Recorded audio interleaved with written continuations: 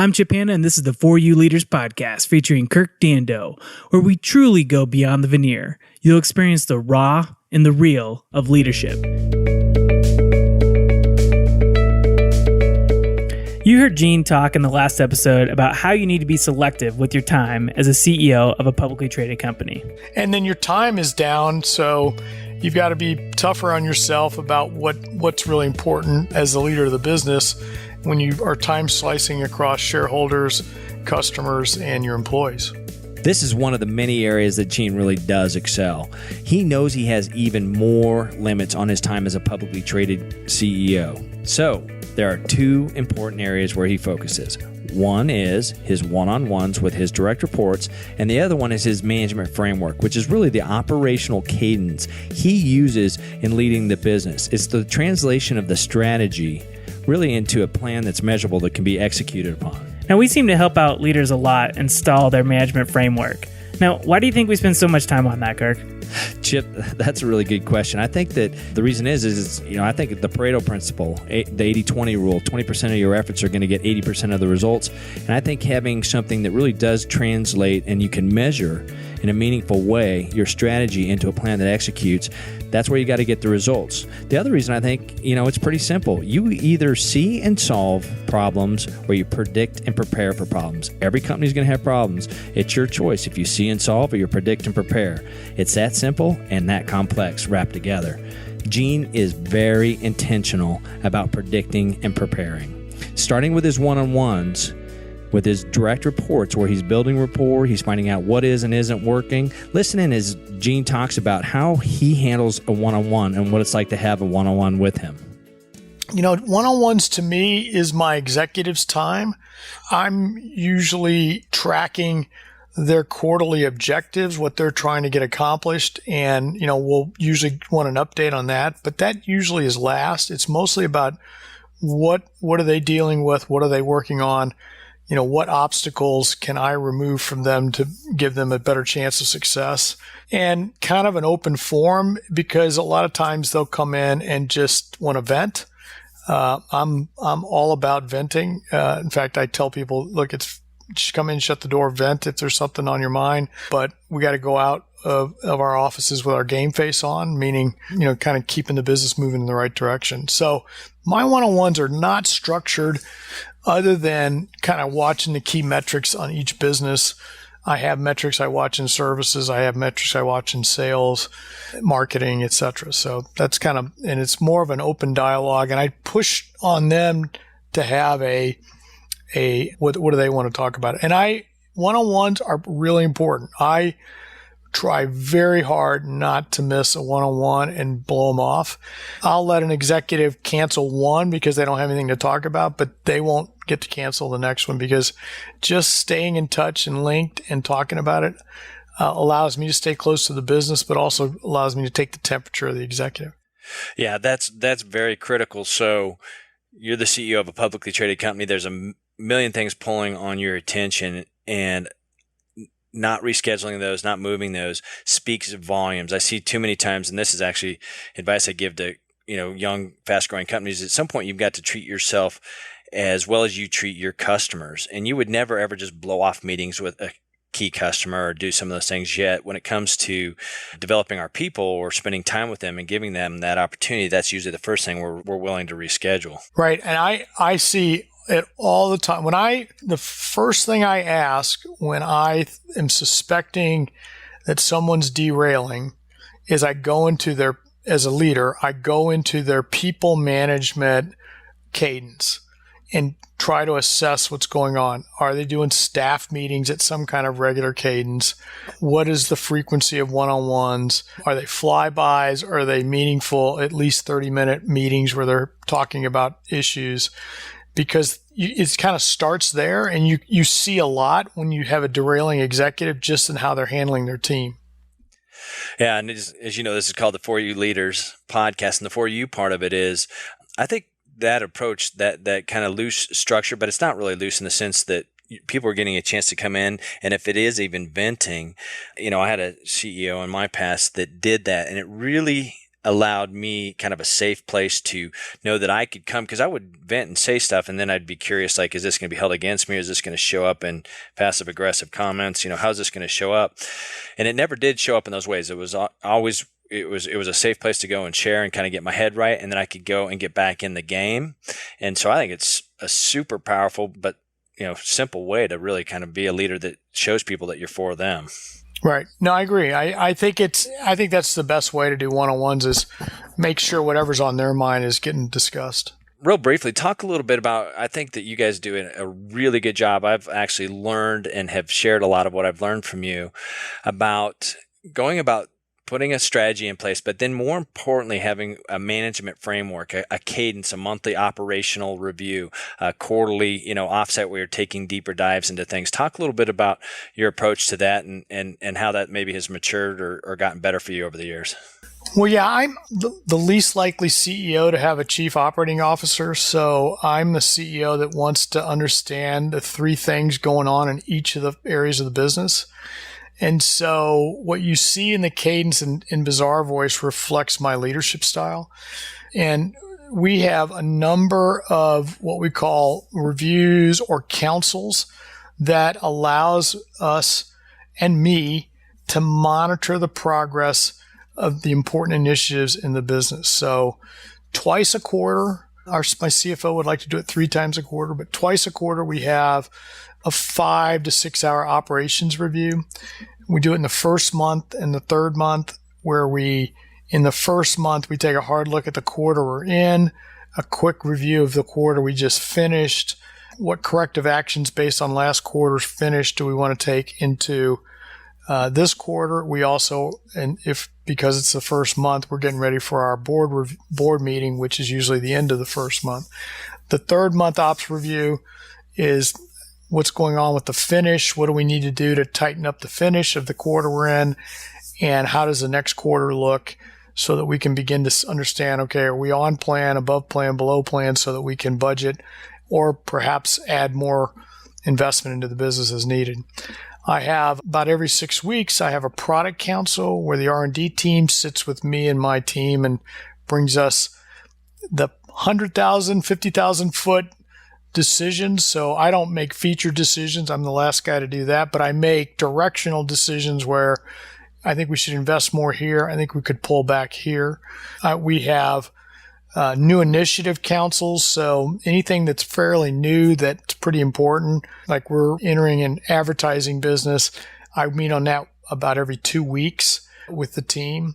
And I'm very specific about, what are the KPIs that make sure that business is going the right direction. I've got a new product initiative. I do the same thing. So I think it is really important for CEOs to think about what are the things that could get them that are the opportunities for the business, and what are the things that they need to keep an eye on, and just say, look, I want to have a meeting. Here are the people I think should be involved, but if we need more, that's great. On this topic, the ones I just described to you are kind of regular cadence, but we had a client satisfaction problem a year ago. I had a get well team that got together to get these clients back healthy, and I did that for 2 to 4 months. That group is still meeting, but I'm out of it now because it's kind of gone down in severity of concern. And I think it's great. I mean, I can just say, this is a great meeting. You guys find value in this meeting? Yes. Well, then keep it going. And, you guys can send me the updates as needed. So I'm a big believer in bringing the team together, talking about an issue, and having some kind of regular cadence around it. My staff meeting, I have a weekly staff meeting. I consider it a very important meeting because it's the only time my team is together every week. It's 90 minutes, and it's mostly a communication meeting. It's not I don't walk in with, a bunch of go-dos. We will talk about issues, but I will always spin off or delegate someone to go work a problem and bring it back. My staff meeting is mostly about updates, quick hitting type of information stuff, because we don't dive into any topic real deep, since it's more effective to have that go worked offline. Well, and there's something a thread I want to pull out of there that I think is really, really important. Once again, I think this is something you're very good at. Is a lot of times those meetings they're kind of transactional, or they become like the path of least resistance is to your front door to help you solve everyone's problems. And so people can bring problems to those meetings, and you're just transactionally trying to fix them. And what I heard you say is it's a communication meeting. People are talking about what's going on and stuff like that, but you're very careful to make sure that it lands, kind of the monkey lands on the correct back of the people or the team that can go fix it, versus those just turn into opportunities for you to kind of fix problems. Yeah, and one of the maturity things, just as an aside, that I think CEOs look at their team on is how many problems do your direct reports bring you? I have a problem with so-and-so on this issue, versus how many of your ELT bring you the problem, but say, this is what I'm doing about it. This is the actions I've taken. This is what I'm working on. And I would argue that the latter are your executives that are really stepping into that role and are doing a great job, because, using the CEO as a decision point, I should only break the really difficult ties. Most of those decisions should be handled below me. Yeah, and it's very subtle, because I see a lot of CEOs that actually atrophy that muscle because they jump in and solve the problem and don't even give them the chance, or even ask questions or send them back until they come back with a solution.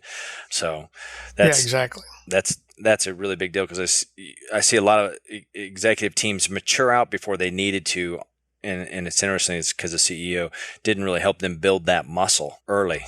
Right. What piece of advice would you give, or what do you think the Achilles heel is for fast growth companies? It may not be one thing, but what comes to mind? When you're in a very fast growing world, there's a tendency to want to cut some corners because, hey, we got to get this done and we got to get going. And I think you've got to be careful not to cut corners.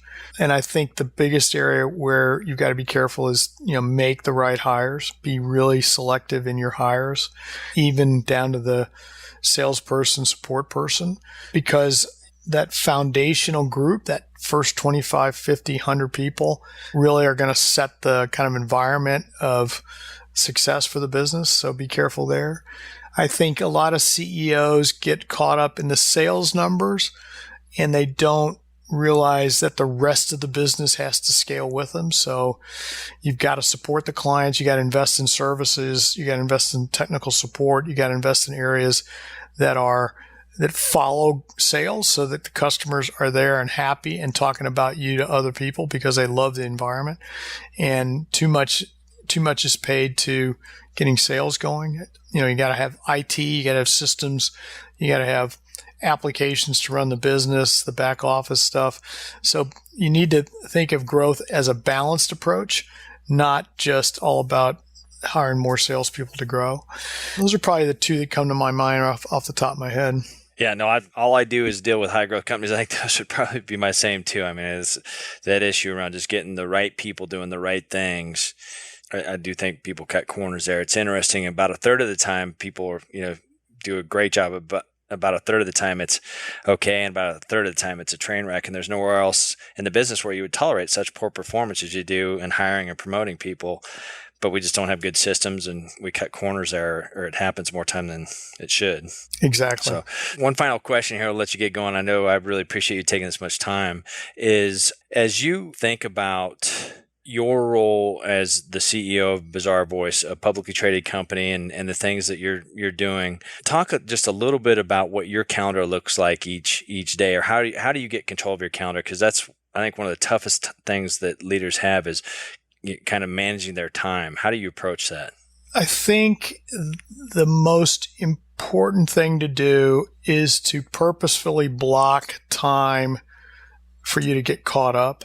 And so, I always make sure when life is really crazy that I take an hour and I have my assistant just block time for me to get caught up in life, not personal life, but just work, because you can go crazy. I think the thing that CEOs need to do to manage themselves is making sure that the urgent doesn't drown out the important. Right. So Urgent is return a phone call, get back on email, those types of things. The important is this has been a problem in the business.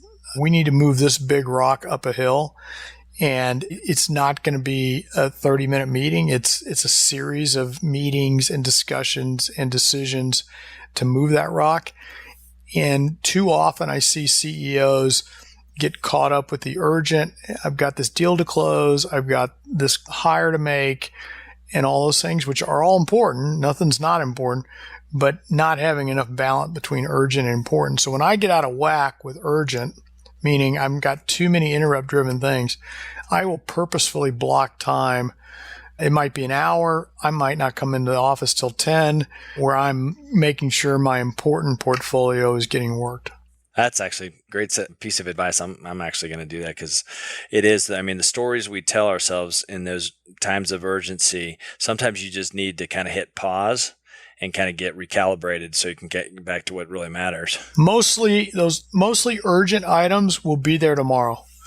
Yeah. I mean, there's a few urgent items that, don't. Now I have a methodology that if I hear from a customer, they hear back from me within a business day. I may not have the answer, but hey, I've got your email. I'm on it.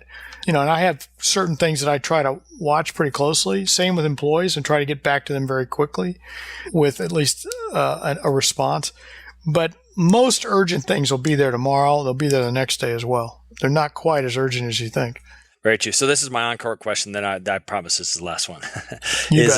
So how do you think about coaching? A lot of CEOs and executives, especially in certain industries, some industries it's viewed as kind of a weakness if you've got to have a coach or somebody that is helping provide perspective. You've talked about how internally you have those people that you lean on. What's been your approach or experience with coaching? I am a big believer in coaching. I'm a big believer in coaching professionally and personally.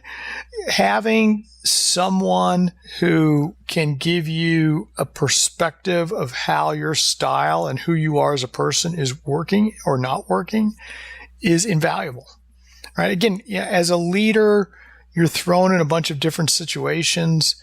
Those situations, the core of who you are will work, but there's also 10, 20, 30% of you that probably needs to tweak a little bit to get there. So going into a growth company, there's one leadership style.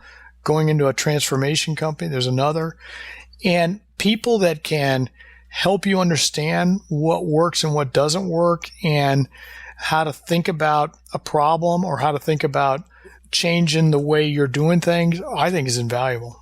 I don't know any successful CEO that's been around a while. I mean, certainly there's first-time CEOs and younger CEOs that haven't experienced coaching, but the ones that have been CEOs for a while and are successful, I don't know any of them that haven't stepped back and said, I'd like to get a third-party opinion on this. Yeah, that's a very good explanation. I think, and obviously in athletics, coaches play a critical role, and I think that both professionally and personally, you're exactly right. I think that's probably more important than athletics, and sometimes we just don't utilize it. So, well, Gene, I can't tell you how much I appreciate you taking time. You really have provided some not only unique perspective, but you represent not only lots of years of experience, but just you're in a different environment. And I think that you've made it look easy. I know it's not easy, but you've made it look easy. And I really appreciate you sharing with me today. Well, it's good to be with you, Kirk, and congratulations on all these podcasts and keep up the good work. Well, thank you very much. So what was your takeaways from today? We all know that information without transformation is really useless. And obviously we don't want anybody to be useless that's listening to these. So, do you have an operational muscle and a discipline to grow your company with 20% less time? That was an interesting insight that Gene shared. The other thing that we talked about was management framework. Think about this for yourself. Do you have a management framework? In other words, an operational or leadership cadence like Gene talked about from his one-on-ones, how they review their strategy and their operational plan. Think about it like this. Think about like a plan for starting off a football game. You may have scripted the first handful of plays and know what you're going to run and what you're going to do, but then the game takes on a life of its own. You may have to make audibles and adjustments before the end of the game. What Gene talked about is what they do is they're putting things in place with the management framework to be able to predict the problems before they show up in the results. I hope you're enjoying this podcast for you leaders as much as I am. I'm learning every time I get to sit and talk to these leaders. They are some of the world's most dynamic, authentic, and well-accomplished leaders. And the things that they are sharing are real, and they're raw, and they're transparent, and they're here to not just learn from, but they really are here to help you. I would greatly appreciate if you would take a minute and provide us a review, good or bad, either way. If you provide us a review, you can go to foryouleaders.com. Once again, that's foryouleaders.com or iTunes and leave us a review. I hope you have a great day.